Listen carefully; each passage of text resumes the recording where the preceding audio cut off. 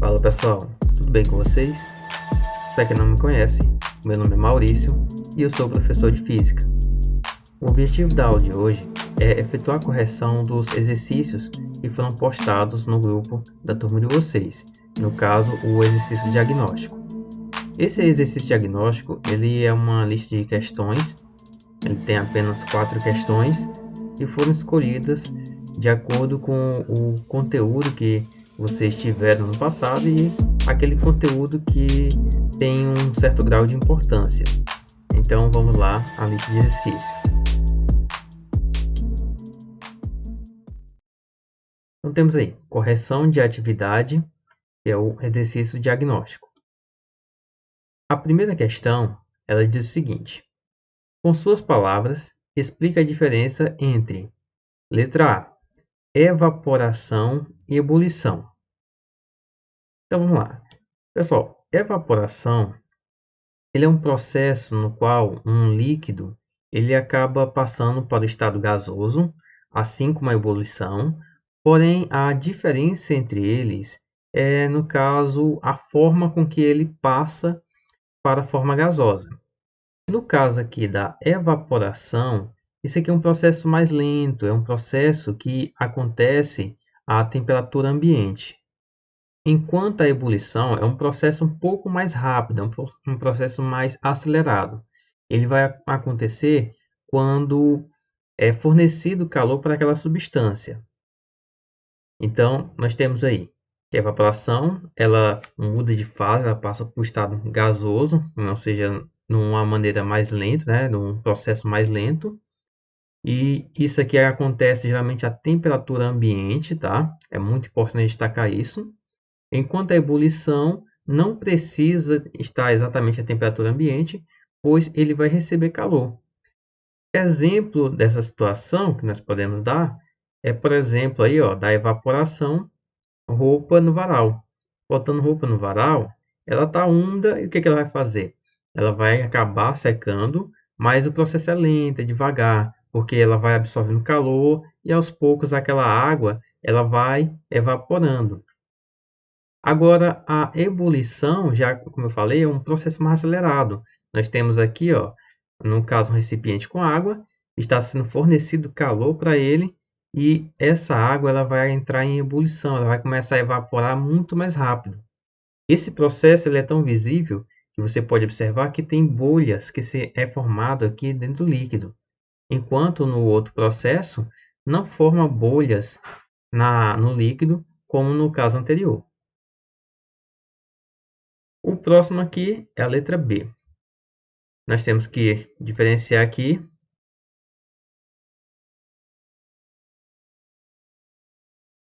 Agora, o próximo é a letra B. A letra B é para diferenciar gás e vapor. Qual é a diferença entre gás e vapor? O gás, pessoal, é uma situação onde aquela substância, já na fase gasosa, ela está com um alto grau de energia.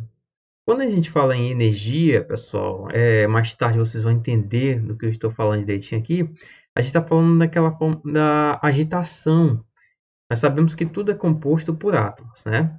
E no caso, a união desses átomos, eles formam as moléculas.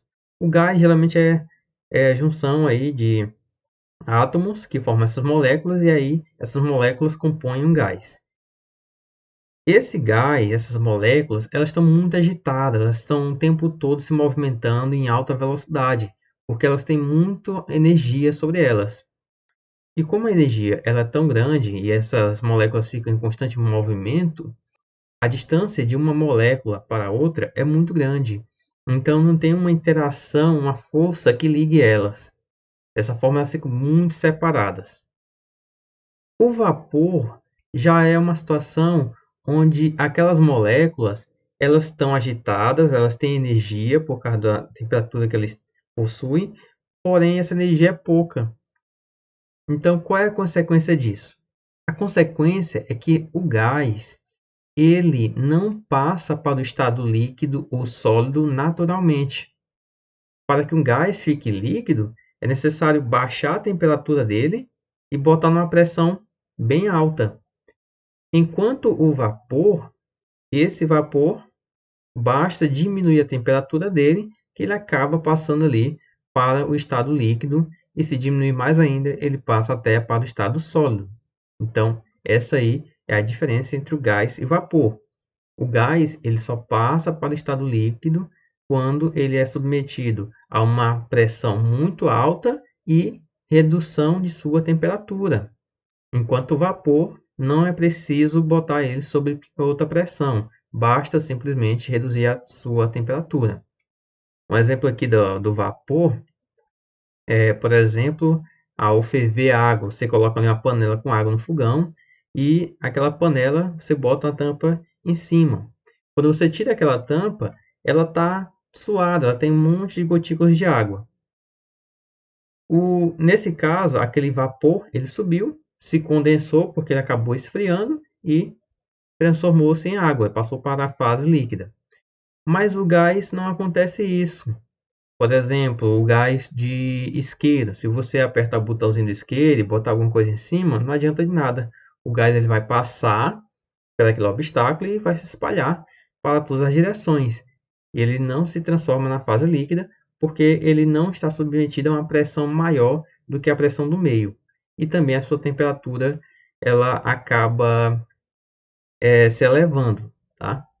Então, essa aqui é a diferença entre o gás e o vapor. O próximo aqui é o processo endotérmico e processo exotérmico. Quando falamos nesses processos, estamos falando em situações onde determinada substância ela acaba absorvendo calor ou liberando calor. Traduzindo para a linguagem mais popular, estamos falando em situações onde o objeto ele acaba aquecendo ou esfriando. Quando o objeto ele acaba aquecendo, significa que ele está absorvendo calor, ou seja, ele está recebendo calor.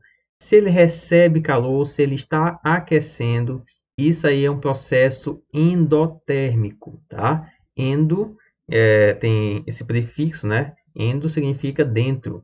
Então, é um processo onde ele vai absorver, é um momento que ele vai aquecer. O processo exotérmico, esse exo aqui se refere a fora, é um processo onde ele vai perder energia, ele vai perder calor. No caso, ele vai esfriar, tá? Então, a diferença é essa aí. Processos endotérmicos, no caso, são aqueles processos onde o objeto ele acaba absorvendo calor, e o exotérmico é aquele processo onde ele acaba liberando calor, tá? Então, nós temos aí que as reações ou mudanças de estado físico que absorvem calor, olha só, está absorvendo, ele está esquentando, são denominados processos endotérmicos. Enquanto aqueles que perdem calor são chamados de processo exotérmico. No caso, aqueles que perderam são aqueles que estão esfriando, tá? Então, essa aí é a diferença entre processo endotérmico e processo exotérmico. Próxima questão. A segunda questão fala o seguinte: certa estudante do CE Passando de Carvalho, é a escola que nós estamos trabalhando, né?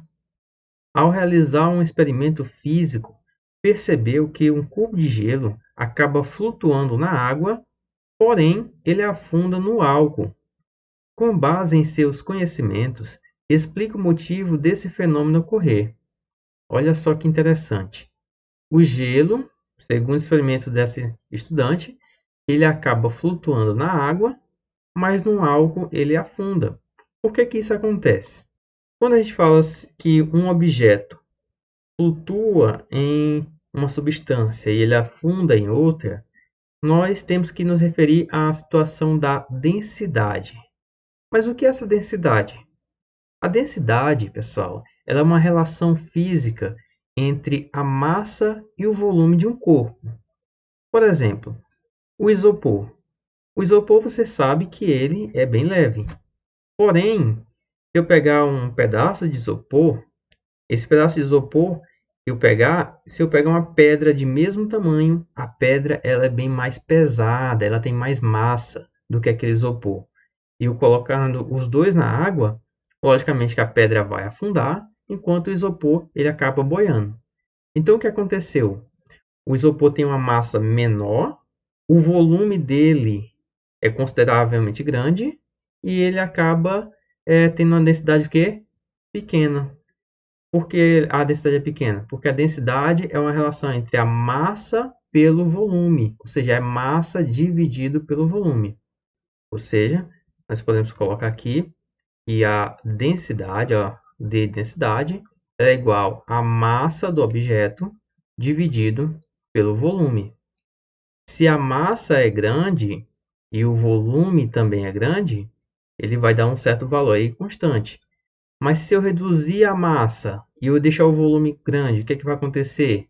A densidade vai ser pequena, tá? Por exemplo, vamos falar aqui do que eu tinha acabado de falar, da pedra e do isopor. Vamos desconsiderar que o volume, tanto da pedra como o volume lá do isopor, é de 1 litro.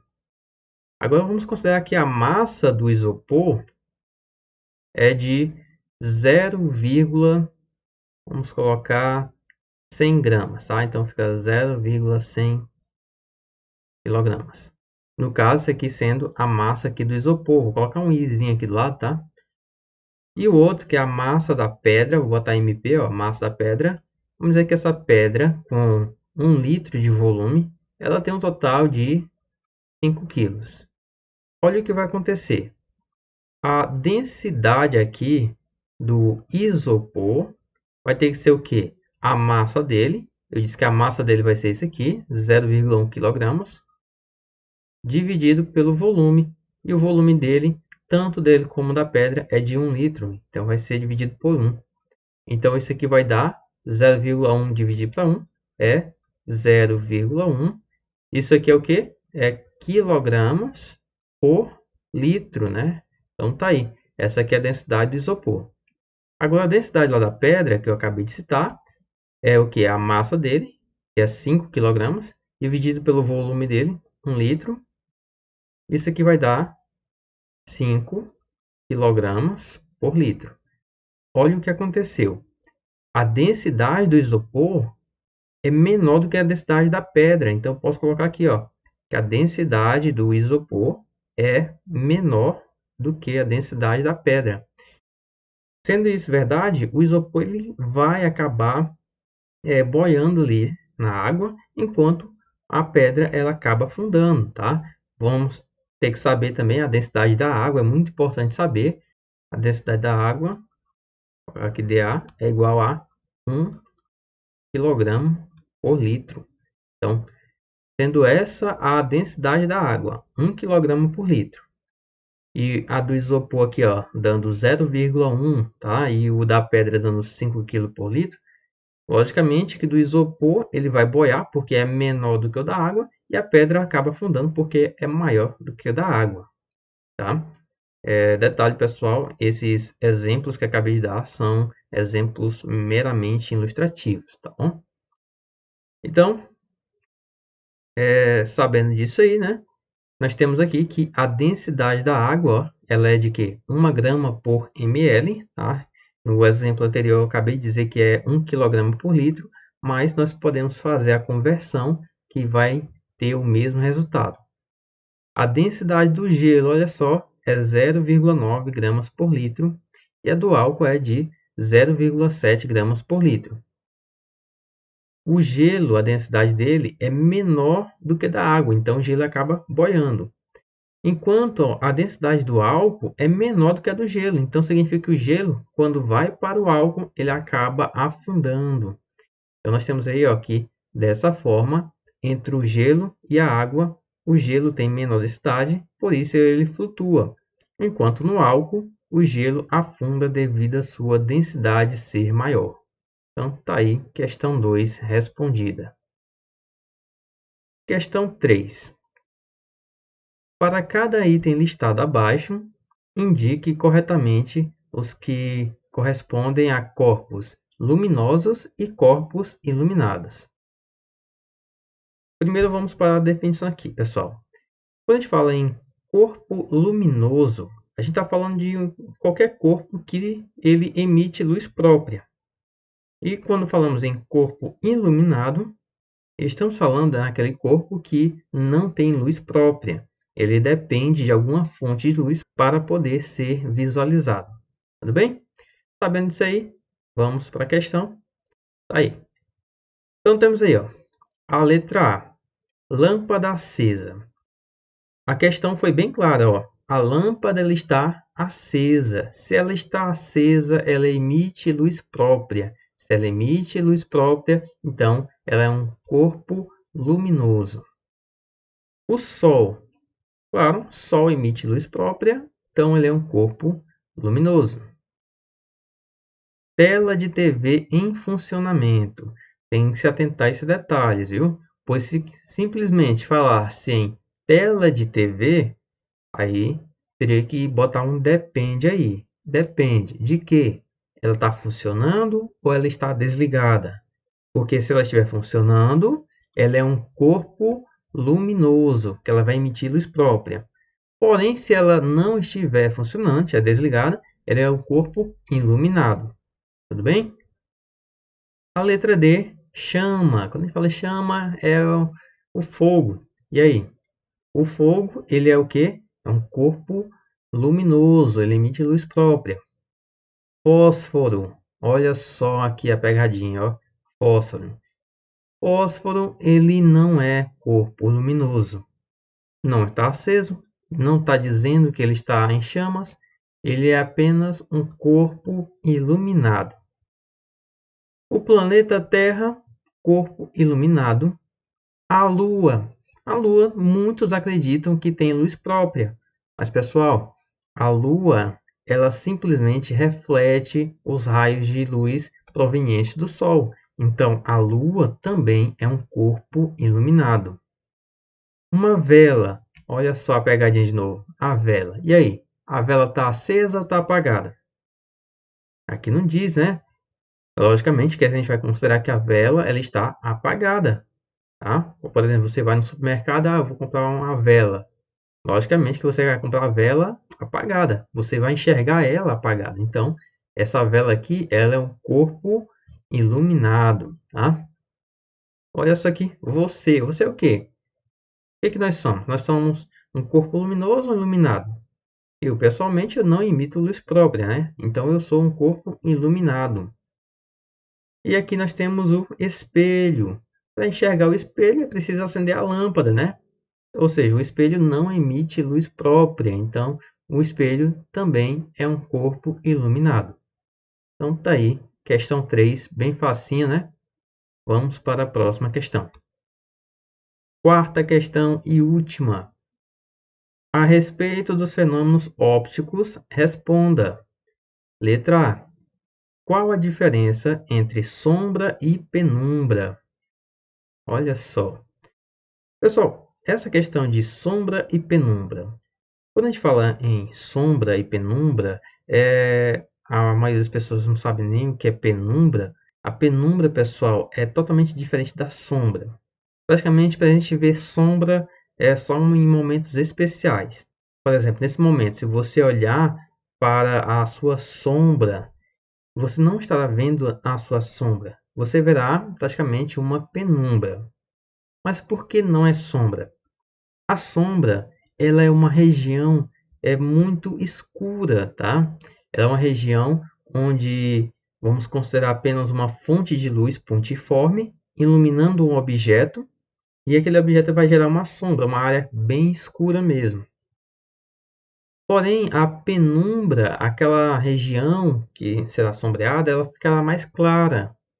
Como ela fica clara, ela não é uma sombra, tá? A sombra ela é bem escura mesmo, enquanto a penumbra ela é mais clara, é mais acinzentada.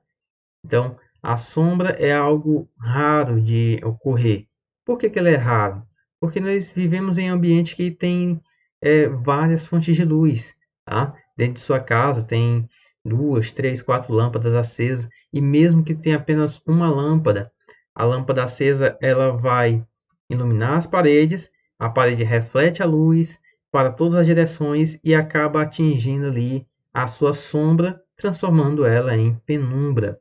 Então, a sombra ela é um caso raro de ocorrer, tá? O que nós vemos mais é a penumbra. Então, a diferença aí, ó, sombra é a região do espaço que não recebe luz direta da fonte, tá? Enquanto a penumbra recebe certa parcela de luz. Ou seja, o que nós vemos na maioria do tempo é a penumbra. O próximo aqui é a letra B. Que fenômeno é responsável pelo surgimento do arco-íris? E agora, hein? O que é que faz surgir o arco-íris? Pessoal, existem dois fenômenos responsáveis aí pelo surgimento do arco-íris. E vamos a ele. O primeiro fenômeno é esse aqui, ó, é a refração. E o próximo aqui é a reflexão da luz.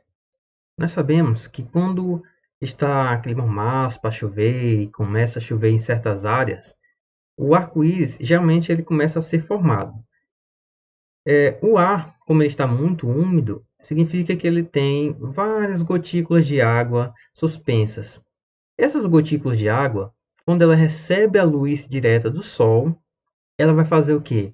Uma parte da luz entra naquela gotícula de água, ela atravessa ela, e no momento que está saindo do ar a luz e passando para aquela água, a luz ela sofre o fenômeno de refração, ou seja, ele sai de um meio e passa para o outro. Aquela luz, quando entrou naquela gotícula de água, ela sofre reflexão, ou seja, ela bate na lateral, ela bate no interior daquela gotícula de água e ela reflete de volta, ou seja, ela acaba voltando praticamente para o mesmo lado de onde veio o raio de luz. O porém é que no momento que aquele raio de luz entra naquela gotícula de água, ele entra sob um certo ângulo e o que tem como consequência é que a luz ela acaba sendo separada em cores. Por que ela é separada em cores? Por causa que a velocidade dela vai mudando dentro daquela água. E como a velocidade muda, as cores têm velocidade diferente. E como tem velocidade diferente, uma demora mais para fazer o mesmo trajeto que outras.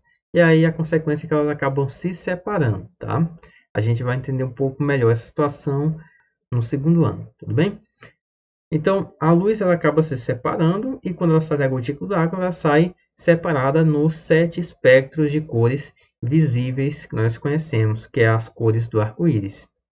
E juntando isso com várias e várias gotículas, nós temos aquela visão do arco-íris, tá? Aquele arco que ele é formado, é tudo por causa do ângulo de visão que nós temos naquele momento. Se você está em uma posição e tem outra pessoa em outra posição, bem mais longe que você, digamos que a uns 300 metros, e está visualizando aquele fenômeno, ele vai ver também aquele formato de arco colorido no céu por causa da posição que ele se encontra, tá? A forma que ele vai ver o arco-íris é diferente da forma que você vai ver o arco-íris, tudo bem? Então, essa aí é o fenômeno responsável, tá? Nós temos aqui que a refração e a reflexão da luz são responsáveis pelo surgimento do arco-íris. Quando os raios de luz branco proveniente do Sol atingem pequenas gotículas de água suspensas no ar, estas são refratadas no interior da partícula e sofrem reflexão total da luz em seu interior. Como a velocidade da luz muda no líquido devido à inclinação do ângulo de incidência na gotícula, a luz acaba sendo decomposta em cores. Então, essa aí é o fenômeno responsável pelo arco-íris. O próximo aqui é a letra C. Quando se trata de luz, deve-se misturar quais cores para gerar a cor branca? Olha só essa questão.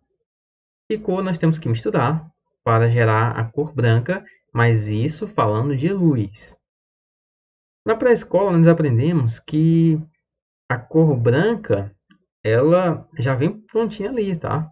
Para você gerar outras cores, a gente vai misturando ali um amarelo com azul para gerar um verde, misturando todas as cores, ele dá um marrom ali puxando para a cor preta. Então, é assim que a gente mexe com cores ali lá na pré-escola, mas é cores de tinta. É totalmente diferente de luz. Quando falamos em luz, a mistura de cores é totalmente diferente, tá? Para poder gerar a cor branca, sendo direto, a gente vai misturar praticamente 3 cores, que são 3 cores principais, tá? Nós vamos misturar o vermelho, o verde e o azul. Em inglês, essas cores, elas são chamadas, o vermelho de red, o azul de blue e o verde de green, tá? Pegando a primeira letra de cada palavra, né? R, o outro G e o outro B. Aí, então, as 3 cores, elas são, dentro do meio da informática, chamado de RGB. Eu acredito que essa sigla vocês já devem ter visto aí em algum lugar, tá? Então, a luz branca é misturando essas 3 cores. Vamos misturar o vermelho, verde e azul, tá? Conhecidos aí como RGB. E a mistura dessas 3 cores, elas acabam gerando a luz branca. Tudo bem aí? Explicadinha a questão? Então, essa aí foi a correção de nossa atividade. Pessoal, eu espero ter ajudado vocês, tá? Com essas atividades, espero ter sanado as dúvidas. Se você tiver ainda mais alguma dúvida a respeito da questão, você pode entrar em contato aí comigo no meu WhatsApp, tá? E se estiver assistindo o vídeo aqui no canal do YouTube, comente aí que assim que possível estarei respondendo as suas dúvidas. Tudo bem? Nós nos vemos na próxima aula e até mais.